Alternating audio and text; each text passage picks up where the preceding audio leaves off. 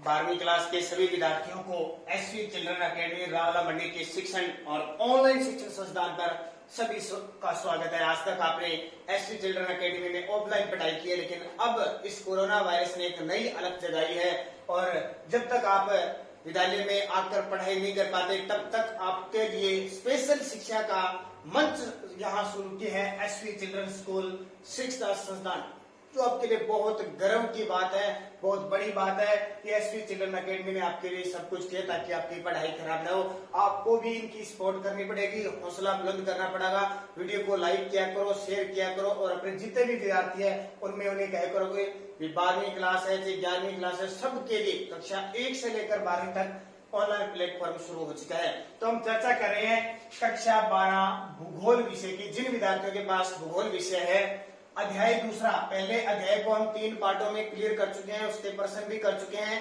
जो पहला पार्ट था मानव भूगोल, उसकी प्रकृति व विकास, तो आप सारे समझदार हो, आपको जो मुख्य मुख्य बातें हैं वो बोर्ड पे करवाई जाती है, बाकी आप अपनी किताब से पढ़ सकते हो।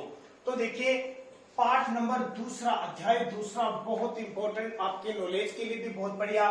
विश्व की प्रमुख जनजातियां, विश्व की प्रमुख जनजातियां, पार्ट नंबर 1। पार्ट नंबर 1 का मतलब है अध्याय 2 का पहला पार्ट हम लेके आए हैं। 10 से 12 मिनट की हमारी क्लास होती है। अब देखिए विश्व में कौन कौन सी जनजातियां कहाँ रहती है, पहले तो इसका विवरण देखिए।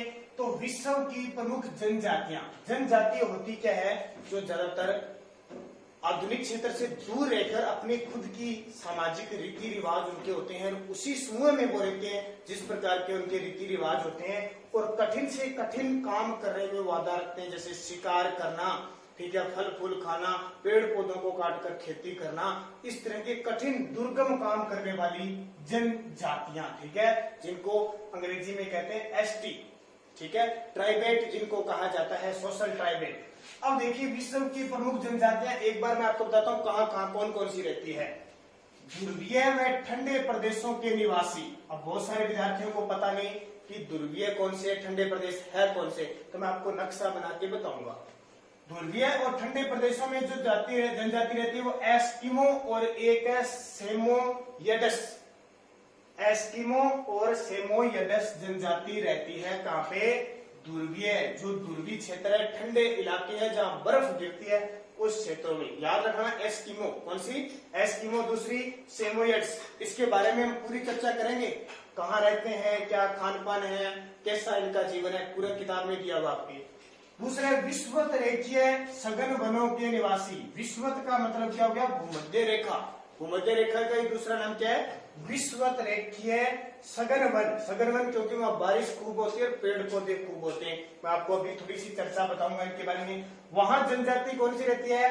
तो पिग्मी, सेमांग और सकाई। पिग्मी, सेमांग और सकाई याद रखना, पेपर में सीधा आएगा। पिग्मी, सेमांग, सकाई कहाँ रहती है? विश्वत रेखीय सघन वन में। या पूछेगा विश्वत रेखीय सघन वनों के जनजाति कौन सी निवास करती है? तो पिग्मी, सेमांग और सकाई। तीसरा देखिए उष्ण व शुष्क काला हरी मरुस्थल, ठीक है, उष्ण बहुत ज्यादा गर्म, शुष्क गर्म जाए, गर्मी पड़ती बहुत है, काला हरी मरुस्थल, ये आपका अफ्रीका महाद्वीप के अंदर है, काला हरी मरुस्थल। वहां बुशमैन जनजाति पाई जाती है। कौन सी? बुशमैन। देखो ठंडे में कौन सी पाई जाती है? एस्किमो। गर्म में कौन सी पाई जाती है? बुशमैन। इसके चर्चा भी हम आपकी किताब में दे रखा है, पूरी चर्चा करेंगे।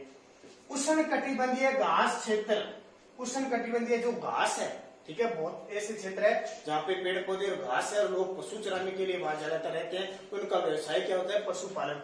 तो वो जाति है मसाई व बद्दू। मसाई व बद्दू जनजाति है, इनके बारे में भी थोड़ा थोड़ा हम पढ़ेंगे। समशीतोष्ण कटिबंधीय घास क्षेत्र। समशीतोष्ण का मतलब होता है न तो ज्यादा गर्मी पड़ती है और न ही ज्यादा सर्दी होती है, उसको कहते हैं समशीतोष्ण। समान रूप से गर्मी और सर्दी यानी शीत प्लस उष्ण। तो खिरगिज जनजाति रहती है। कौन सी? खिरगिज जनजाति।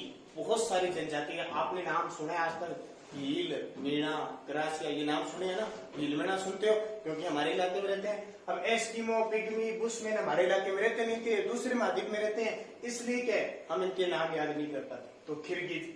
दुर्गम पहाड़ी और पठारी क्षेत्रों के निवासी, जहां जहां पहाड़ियां हैं और जहां जहां पठारी क्षेत्र है वहां आप देखिए नाम सुना आपने, भील, मीणा, गोंड, संथाल, नागा व अन्य जनजातियां।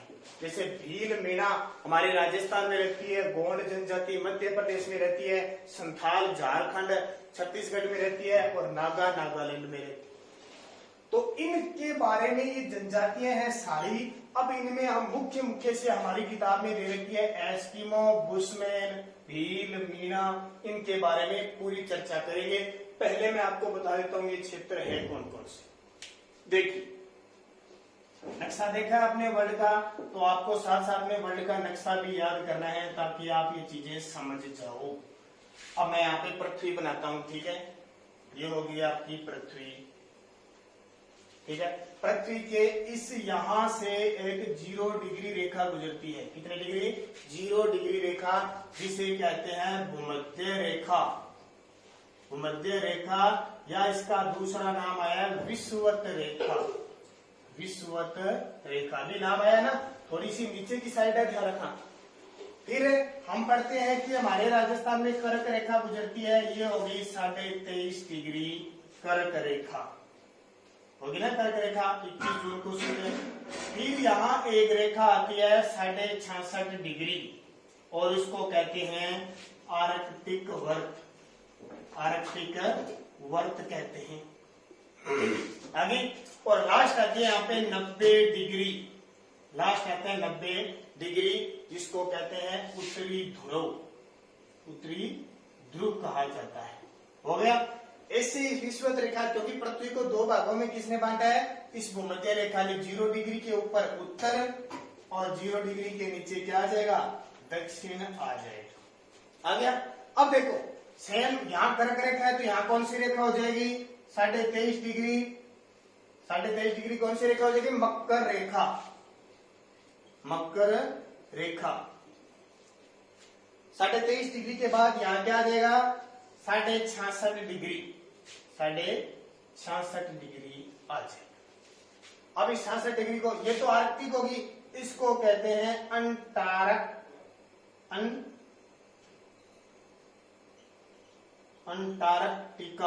अंटार्कटिका वर्त कहते हैं। और ये आ जाएगा 90 डिग्री, इसको कहते हैं दक्षिणी ध्रुव।